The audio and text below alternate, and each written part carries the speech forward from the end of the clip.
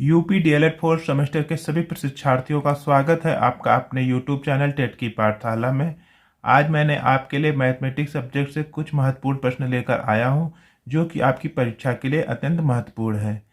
अगर आपको मेरा प्रयास अच्छा लगे तो मेरे चैनल को सब्सक्राइब, वीडियो को अधिक से अधिक शेयर एवं लाइक भी करिए। चलिए दोस्तों, शुरू करते हैं आज का पहला प्रश्न दिया गया है, यदि 24 सेंटीमीटर ऊंचाई वाले एक लंबवृत्तीय शंकु का आयतन 1232 सेंटीमीटर क्यूब है तो त्रिज्या कितनी है। तो हम लोग पहले एक शंकु बना लेते हैं।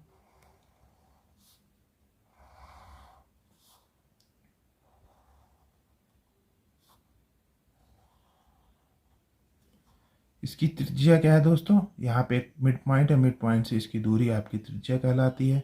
इसको हमने मान लिया r है। और क्या पूछा है, आपकी ऊंचाई।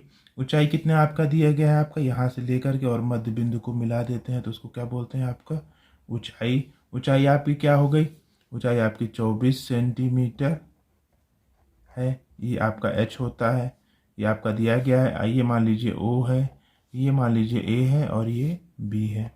तो हमें क्या ज्ञात करना है, आपकी त्रिज्या r ज्ञात करनी है। तो हम सबसे पहले क्या जानते हैं, हल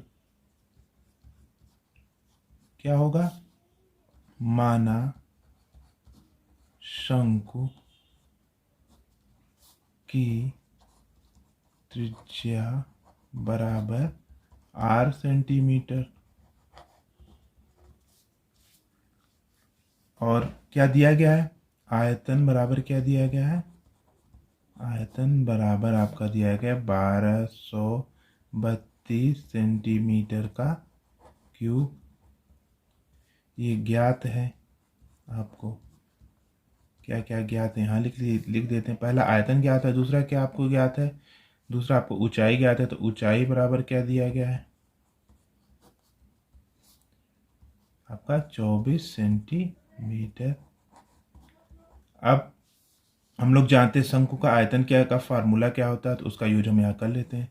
तो शंकु का आयतन बराबर क्या होता है आपका 1/3 पाई r स्क्वायर h, और ये किस में होता है, घन इकाई में। ये फार्मूला होता है आपका। अब इसका यूज हम यहाँ कर लेंगे। अब आयतन आपका घन सेंटीमीटर मतलब सेंटीमीटर क्यूब में दिया गया, कितना दिया गया 1232। तो हम लोग आयतन की जगह क्या लिख लेंगे, आपका 1232 बराबर आपका हो जाएगा 1/3 पाई r स्क्वायर, और h की वैल्यू कितनी दी गई आपके यहाँ पे 24, तो यहाँ 24 कर लीजिए। अब क्या करेंगे हम लोग, तो ये गुणा कर लीजिए और एक पाई की वैल्यू भी रख लीजिए। तो यहाँ हो गया 1232 बराबर आपका 1/3 गुणे पाई की वैल्यू कितनी थी 22/7 गुणे हम लोगों ने त्रिज्या r मानी तो r स्क्वायर गुणे 24, ये हो गया। अब क्या करेंगे हम लोग, अब हम लोग इसको डिवाइड कर देंगे इधर से तिर्यक गुणा करके। तो क्या हो जाएगा आपका 1232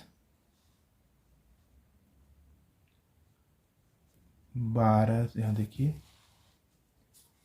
1232 गुणे कितना हो जाएगा आपका 3 गुणे आपका क्या हो जाएगा 7, और बटा क्या हो जाएगा आपका हो जाएगा 22 गुणे आपका हो जाएगा 24। अब इसको डिवाइड कर लेते हैं। अब क्या होगा, ये आपका r स्क्वायर के बराबर होगा। आप इसको डिवाइड करते हैं तो क्या हो जाएगा, आपको पहले कट कर दीजिए। ये देखिए हम लोग 11 से कट करते हैं, 11 दूना आपका 22 हो गया। इसको कट करिए तो कितना आएगा 11 इकन्ना में 11, फिर क्या आएगा आपका एक यहाँ आएगा तो 11 इकन्ना में 11 फिर जाएगा, फिर क्या आएगा आपका 11 दूना 22। यहाँ देखिए ये कट गया। अब ये फिर देखिए क्या कट जाएगा, हाँ कट जाएगा। तो फिर से कट कर लेते हैं। आपका ये एक हो गया, 2 इकन्ना में 2, और ये कितना 2 से कट कर दीजिए, 2 पंचे आपका 10 हो गया, और आपका हो गया आपका 11 है, 2 एक यहाँ बचेगा, 2 छंग 12 56 हो गया। अब देखिए कितना हो, क्या करते हैं इसको कर देते हैं हम लोग, इसको हम 3 इकन्ना में 3 कर देते हैं, 3 8 24 कर देते हैं। अब यहाँ देखिए 8 इकन्ना में 8 और 8 सत्ते 56। अब यहाँ पे क्या बचा आपका दोस्तों, आपका यहाँ देखिए 7 बचा और 7 बचा, तो 7 × 7 बराबर आपका आर स्क्वायर हो गया। तो आर बराबर क्या हो जाएगा आपका अंडर रूट का 7 × 7 हो जाएगा। अब क्योंकि अंडर रूट मतलब दिया गया है, तो इस अंडर रूट से जब बाहर 7 जाएगा, क्योंकि जोड़े में है तो एक साथ बाहर जाएगा, तो आर बराबर क्या हो जाएगा आपका, आर बराबर आपका हो जाएगा 7 सेंटीमीटर। तो त्रिज्या आपकी कितनी आ गई, 7 सेंटीमीटर।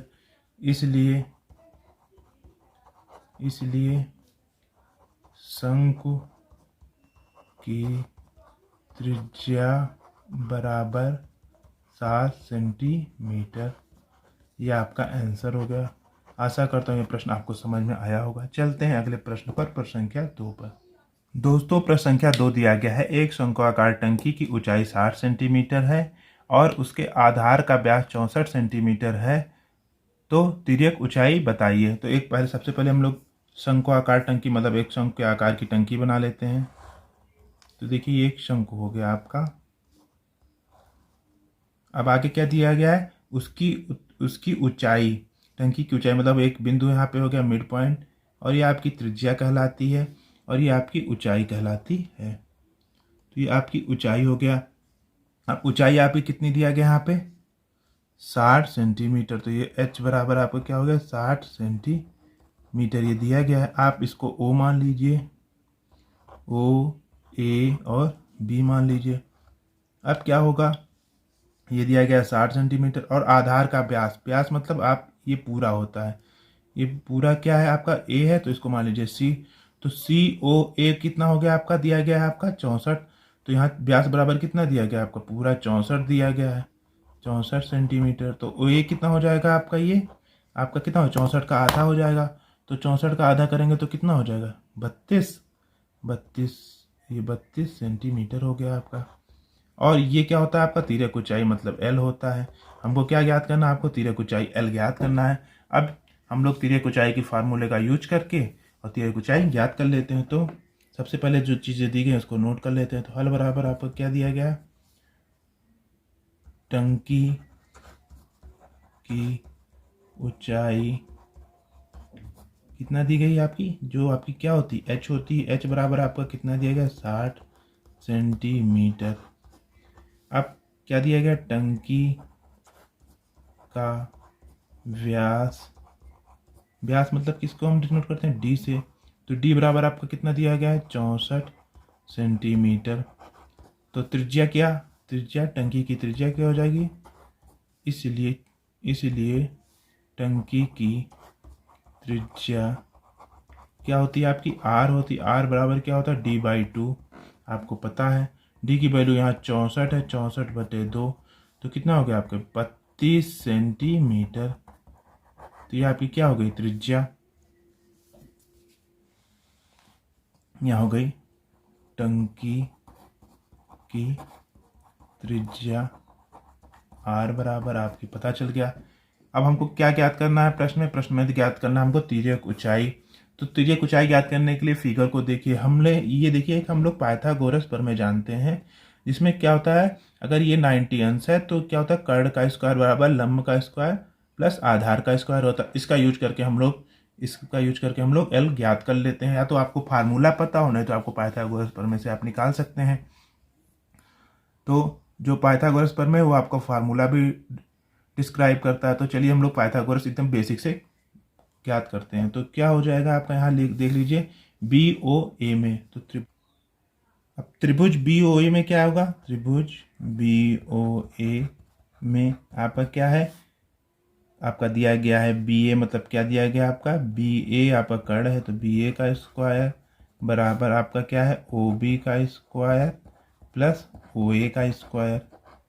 अब देखिए हमें BA ज्ञात करना है, तो BA क्या हो जाएगा आपका, BA आपका L दिया गया है और OA कितना दिया गया आपका 32 दिया गया है और OB कितना दिया है आपका 60 दिया गया है। तो इसका यूज हम यहाँ पे कर लेंगे। तो सबसे पहले हम आएंगे तो क्या करेंगे, यहाँ पे BA बराबर आपका L स्क्वायर दिया गया है, तो L स्क्वायर बराबर OB बराबर कितना दिया गया है आपका, OB आपकी ऊंचाई है तो आपकी 60 का स्क्वायर हो जाएगा प्लस आपका OA कितना दिया गया आपका त्रिज्या आपका कितना है 64 व्यास है, तो त्रिज्या कितना है 32 है, 32 का स्क्वायर। तो एल बराबर क्या हो जाएगा दोस्तों, अंडर रूट 60 का स्क्वायर प्लस 32 का स्क्वायर। अब 60 का स्क्वायर कितना होता है दोस्तों आपका 3600, प्लस 32 का स्क्वायर कितना होता है आपका 1024। अब इसको कर लेते हैं तो कितना आएगा आपका, जोड़ लेते हैं तो 4 2 6 और 4 4624 आ गया। अभी 4624 किसका अंडर रूट है आपका 68 का है, तो यहाँ पे एल बराबर कितना आ गया 68 सेंटीमीटर। ये आपका आंसर आ गया। चलते हैं अगले प्रश्न पर, प्रश्न संख्या 3 पे। प्रश्न संख्या 3 दिया गया है कि एक लंबवृत्तीय शंकु के आधार का व्यास 4 सेंटीमीटर तथा उसकी ऊंचाई 23 सेंटीमीटर है, तो शंकु की तिर्यक ऊंचाई ज्ञात कीजिए। सेम प्रश्न आया हुआ है, ये पेपर में आया प्रश्न है। तो एक शंकु मैंने बना लिया, ये आपका शंकु हो गया। ये आपका मिड पॉइंट होता है, तो मिड पॉइंट मतलब आपकी त्रिज्या ओ, इसको मान लीजिए ओ, और इसको मान लीजिए ए, और इसको मान लीजिए आप बी, और ये आपकी बी, ओ से बी की दूरी क्या कहलाती है, आपकी ऊंचाई कहलाती है। तो अब क्या हो गया दोस्तों, अब आपको जो जो चीज़ें दी गई उसको नोट कर लीजिए। अब व्यास दिया गया, तो व्यास मतलब कितना दिया गया, इसको मान लीजिए आप पूरे का पूरा सी मान लीजिए, तो ये ओ है, तो कितना हो जाएगा आपका पूरा व्यास कितना दिया गया है 4 सेंटीमीटर। तो ओ ए कितना हो जाएगा आपका, इसका आधा 2 सेंटीमीटर, और ऊंचाई कितनी दी गई है आपकी 23 सेंटीमीटर, 23 सेंटीमीटर। ये हो गया। अब हमें ज्ञात करना है एल, तो एल बराबर ये ज्ञात करना है। अब सेम प्रश्न आया हुआ है, चलिए इसको जल्दी से सॉल्व करते हैं। तो हल बराबर क्या हो जाएगा आपका, जो जो चीज़ें दी गई हैं उसको ज्ञात कर लेते हैं। तो सबसे पहले दी गई शंकु की ऊंचाई, शंकु की ऊंचाई बराबर आपका क्या होगा 23 सेंटीमीटर, और शंकु का व्यास आपका क्या हो गया, ये मान लीजिए ऊंचाई क्या होती है एच होती है, व्यास क्या होता है डी, अभी बताया हूँ। डी बराबर आपका दिया गया है कितना 4 सेंटीमीटर। तो क्या हो जाएगा आपका त्रिज्या, क्या हो जाएगी आपकी त्रिज्या आर है, आर बराबर क्या हो जाता है D/2 का। तो डी कितना दिया गया आप 4/2 बराबर कितना हो गया आपका शंकु की त्रिज्या क्या होती है आपकी आर, आर बराबर क्या हो जाएगा 4/2 मतलब 2 का नम 2, 2 दूना 4, 2 सेंटीमीटर। अब हम लोग को तिर्यक ऊंचाई ज्ञात करनी, तो तिर्यक ऊंचाई बराबर क्या होता है, ऊंचाई आपकी मान लिया क्या है एल है माना। अब क्या ज्ञात करना, तिर्यक ऊंचाई का फार्मूला ज्ञात कर लीजिए। तो तिर्यक ऊंचाई क्या होती है, तिर्यक ऊंचाई एल बराबर under root H square plus R square. पीछे मैंने इसको डिस्क्राइब किया है कि कैसे हम इसको निकालते हैं। तो एच की कितना दिया वैल्यू दिया गया आपके यहाँ पे 23 दिया गया, तो 23 का स्क्वायर प्लस आर कितना दिया गया 2 का स्क्वायर। अब 23 का स्क्वायर आपको पता होना चाहिए, 23 का स्क्वायर कितना होता है आपका 529। तो 529 यहाँ देखिए 529 और प्लस 2 का स्क्वायर कितना होता है 4, ये कितना हो गया 533। अब 533 का आप वर्गमूल निकाल लीजिए। 533 का वर्गमूल अगर आपको निकालने नहीं आता तो चलिए बता देते हैं यहाँ पे। अब वर्गमूल निकालने के लिए सबसे पहले हम लोग क्या करते हैं 533 ऐसे लिख लेते हैं और 2 का जोड़ा यहाँ से बनाते हैं, तो यहाँ पे सिंगल बचा। अब ऐसा पहाड़ा पढ़िए कि आपका उससे ज़्यादा ना हो, 5 से ज़्यादा ना हो, तो 2 दूना के 4, यह क्या आ गया 4 आ गया, ये 2 यहाँ पे जुड़ जाता है तो 4 हो गया। यहाँ पे क्या बचा आपका 1, यहाँ पे कितना बचा आपका 3। अब देखिए कितनी बार जाएगा यहाँ पे आपका, जाएगा यहाँ पे 3 बार जाएगा, तो 3 यहाँ पे कर देंगे तो 3 यहाँ पे हो जाता है और 3 यहाँ पे ऐड हो जाता है। अब क्या आएगा, ये 43 और 3 कितना हो गया 46, और यहाँ 3 का पहाड़ा पर 3 त्रिका के 9 और 4 3 12, 129। ये कितना बचा आपका 100 बचेगा 4। तो अब हम लोग क्या करेंगे दोस्तों, अब हम लोग करेंगे यहाँ पे ये कट गया यहाँ पे। तो अब क्या बचा आपका, 4 बचा। तो हम लोग क्या बढ़ाते हैं, दशमलव बढ़ाते हैं। दशमलव के बाद क्या होता है, यहाँ पे 0 होता है। 0 के बाद हम लोग फिर नहीं जा रहा, तो हम लोग क्या बढ़ाएंगे, आपका 0 बढ़ाएंगे, फिर यहाँ पे 0 बढ़ाएंगे। तो आपका क्या आएगा यहाँ पे, ये आएगा। फिर यहाँ पे आपका 0 बढ़ गया, तो आप ये 46 आ गया। अब हम लोग क्या करेंगे, आपका यहाँ कितनी बार जाएगा, आपका यहाँ पे 0 बढ़ गया, तो कितना हो गया आपका, 8 बार जाएगा। तो 8 बार जाएगा मतलब ये 23.08 आएगा। तो इसकी वैल्यू कितनी आ गई, 23.08। तो एल बराबर आपका कितना हो गया, 23.08 सेंटीमीटर। ये आपकी तिर्यक ऊंचाई आ गई। आप इस तरह आप निकाल सकते हैं। चलते हैं अगले प्रश्न पर।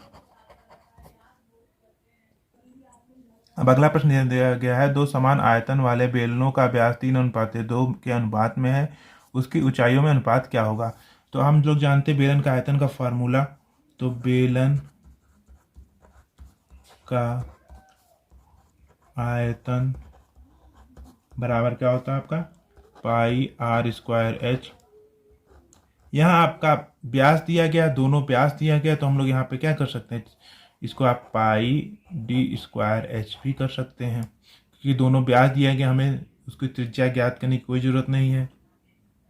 रेशियो दिया गया है व्यास में, तो पहले का आप माना ये आपके आयतन हो गया, तो हम लोग क्या लिख सकते हैं, माना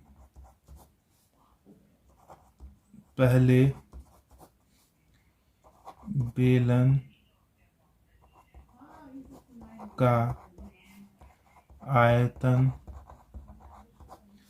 बराबर क्या हो गया, पाई d1 का स्क्वायर h1 हो गया। यहाँ पे दूसरे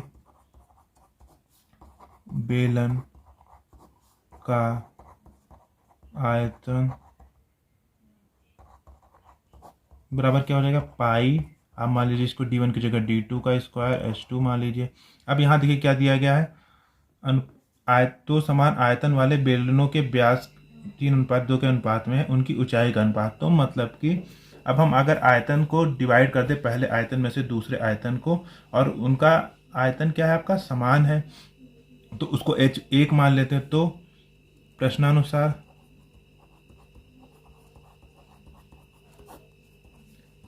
यहाँ देखिए ये हो जाएगा, पहले बेलन का आयतन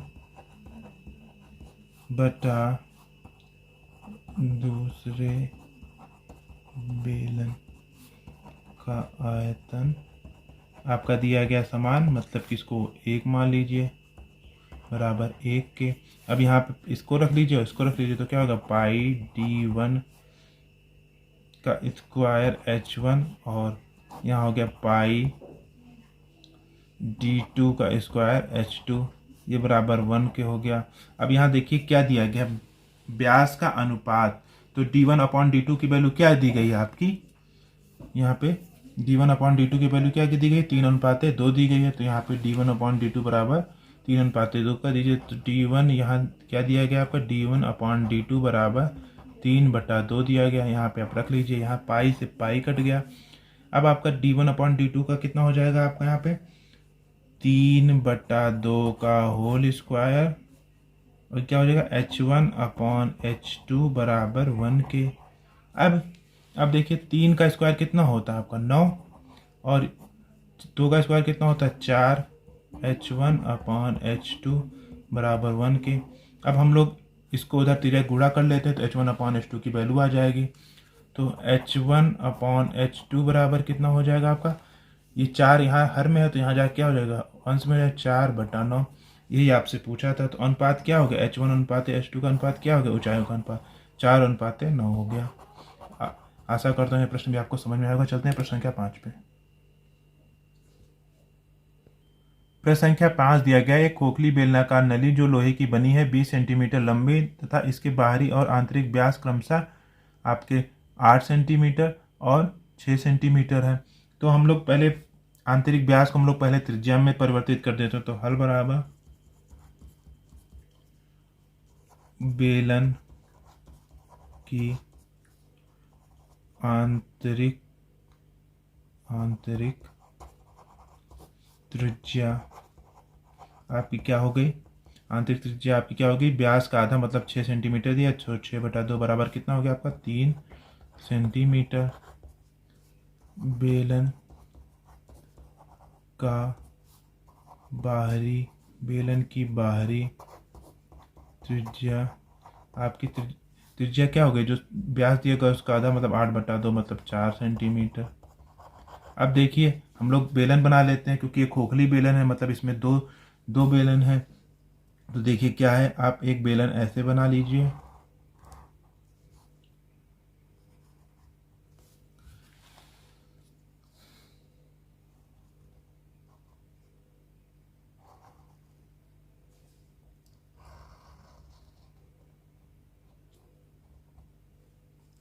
ये बेलन हो गया एक, और एक खोखली बेलन मतलब कि इसके बीच में एक बेलन है,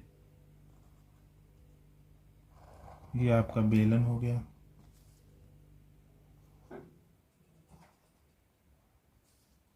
अब ये आपका बेलन हो गया।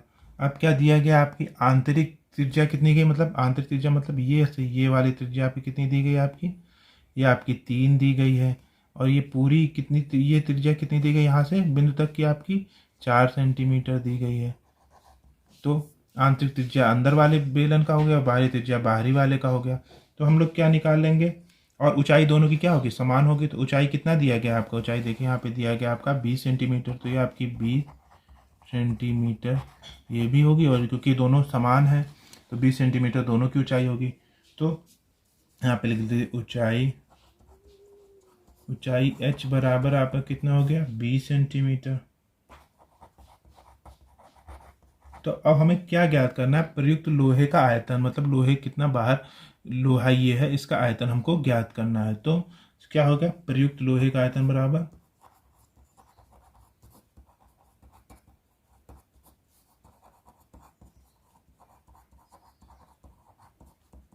बेलनाकार की आकृति माइनस आंतरिक बेलनाकार की आकृति। तो लिखिए बाहरी बेलन का आयतन माइनस आंतरिक बेलन का आयतन, ये हो गया। अब बेलन का आयतन का फार्मूला क्या होता है, पाई आर स्क्वायर एच।